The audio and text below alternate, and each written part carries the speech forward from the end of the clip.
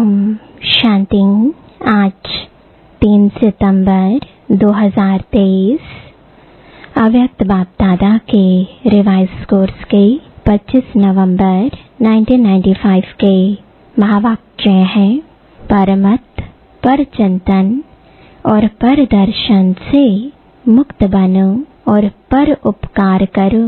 मुख्य पॉइंट्स।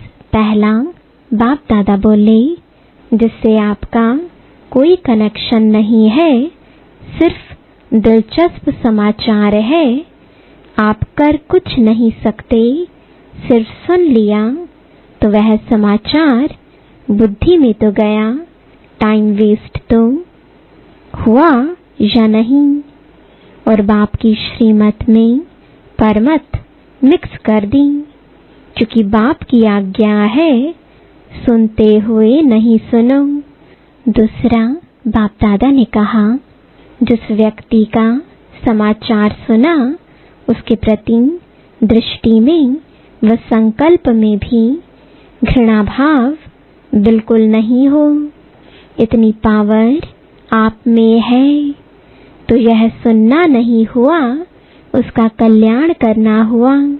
तीसरा, बाप दादा बोले ये परमत वायुमंडल को खराब कर देता है, तो जो टाइम वेस्ट जाता है उसका एक कारण परमत और दूसरा कारण है परचिंतन। चौथा, बाप दादा ने कहा तो स्वचिंतन इसको नहीं कहा जाता है कि सिर्फ ज्ञान की पॉइंट्स रिपीट कर दी या ज्ञान की पॉइंट्स सुन ली सुना दी। सिर्फ यही स्वचिंतन नहीं है, लेकिन स्वचिंतन अर्थात अपनी सूक्ष्म कमजोरियों को, अपनी छोटी छोटी गलतियों को चिंतन करके मिटाना, परिवर्तन करना, ये स्वचिंतन है।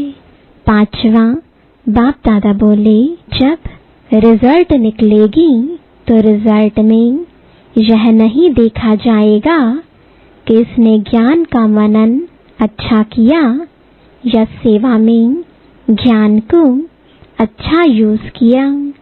इस रिजल्ट में पहले स्वचिंतन और परिवर्तन, स्वचिंतन करने का अर्थ ही है परिवर्तन करना। छठा, बाप दादा ने कहा जब फाइनल रिजल्ट होगी उसमें पहली मार्क्स प्रैक्टिकल धारणा स्वरूप को मिलेगी। जो धारणा स्वरूप होगा वो नेचुरल योगी तो होगा ही। सातवां, बाप दादा बोले आप सेवा के पिछाड़ी नहीं जाएंगे, आपके पास सेवा खुद चलकर आएगी। तो जो सच्चा सेवाधारी है उस सेवाधारी को चलो और कोई सेवा नहीं मिली, लेकिन बाप दादा कहते हैं अपने चेहरे से, अपने चलन से सेवा करो। आपका चेहरा बाप का साक्षात्कार कराए, आपका चेहरा आपकी चलन बाप की याद दिलावे। ये सेवा नंबर 1 है। आठवां, बाप दादा ने कहा पहली बात परमत और दूसरी बात परचिंतन, तीसरी बात है प्रदर्शन। दूसरे को देखने में मेजॉरिटी बहुत होशियार है। प्रदर्शन जो देखेंगे तो देखने के बाद वह बात कहाँ जाएगी, बुद्धि में ही तो जाएगी। और जो दूसरे को देखने में समय लगाएगा उसको अपने को देखने का समय कहाँ मिलेगा। जिम्मेवारी है, कल्याण की भावना है, वो ठीक है, लेकिन अपनी अवस्था को हलचल में लाकर देखना, सुनना या सोचना यह रॉन्ग है। अगर आप अपने को जिम्मेवार समझते हो तो जिम्मेवारी के पहले अपनी ब्रेक को पावरफुल बनाओ। वरदान है महावीर बन संजीवनी बूटी द्वारा मूर्छित को सुरजीत करने वाले शक्तिवान भव।